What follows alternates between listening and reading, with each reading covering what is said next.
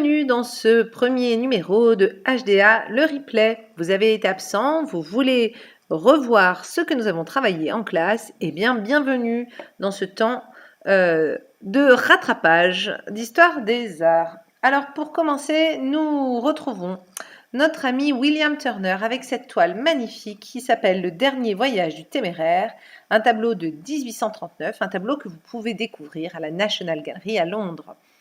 Alors pour commencer à comprendre le sens de ce tableau, eh bien d'abord on va commencer par le format. C'est un grand tableau. Il fait à peu près 90 cm de haut, donc c'est-à-dire presque 1 mètre, sur 1,20 m de long.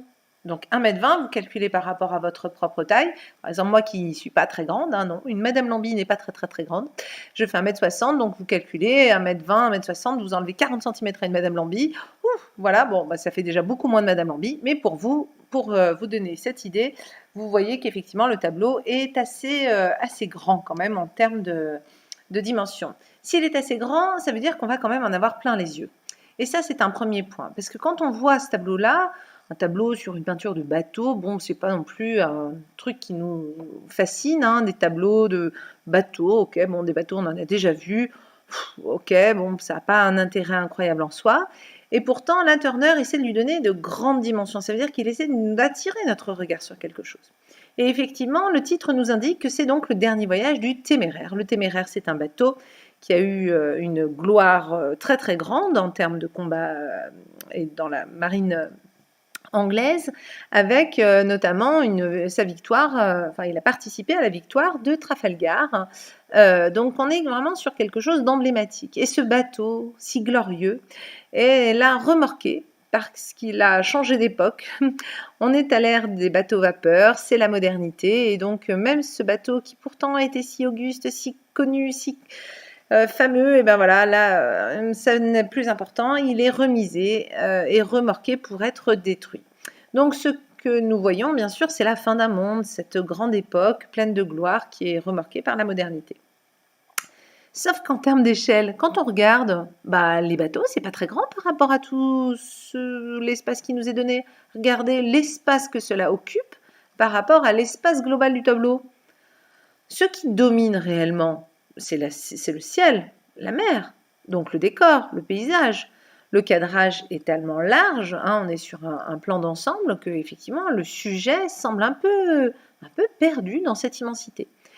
Peut-être que le vrai sujet du tableau n'est pas vraiment cette histoire de bateau, mais c'est plutôt ce que nous voyons réellement, c'est-à-dire ce ciel, cette mer, ces effets de lumière.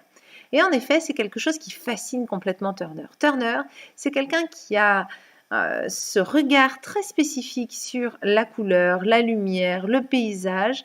Il arrive à rendre vraiment des effets de lumière d'une très grande complexité, avec des dégradés qui sont absolument subtils et absolument magnifiques.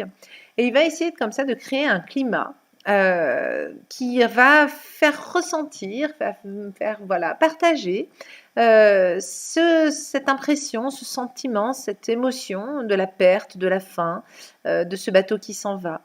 Donc en fait, la mélancolie que nous pourrions avoir comme ça face à ce bateau déclassé, elle est amplifiée par le décor, par la couleur, par le geste du peintre. Parce qu'en fait, quand on voit le tableau, on a l'impression que ça a été peint avec beaucoup de rapidité, hein. Il y a un côté très furtif comme ça, notamment dans la touche dans le ciel, il y a des empattements, etc. Donc on a l'impression que ça a été fait sur le motif, en vrai, en direct live, alors qu'en fait pas du tout. Turner, il va avoir assisté à cette scène, mais il va la faire dans son atelier après coup. Donc il va donner l'illusion de cet instant furtif, comme ça, comme capté sur le vif, sauf qu'en fait, ça va être retranscrit à l'atelier. Et il va inventer, pour avoir cette sensation de furtif, de nouveaux gestes de peinture. Il va notamment frotter, brosser sa toile pour avoir comme ça ses effets. Et en même temps, il va prendre un pinceau ultra fin et peindre le gréage, là, les mâts du bateau, les voiles, les cordes, avec une précision incroyable. Donc en même temps, il y a des choses qui sont très enlevées, très rapides, et en même temps, il y a cette précision incroyable.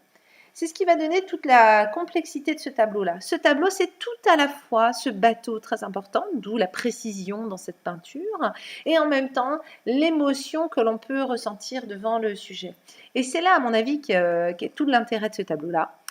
Parce qu'en fait, on est donc en 1839. Nous n'y étions pas en 1839. Non, non, bah non, on n'était pas nés.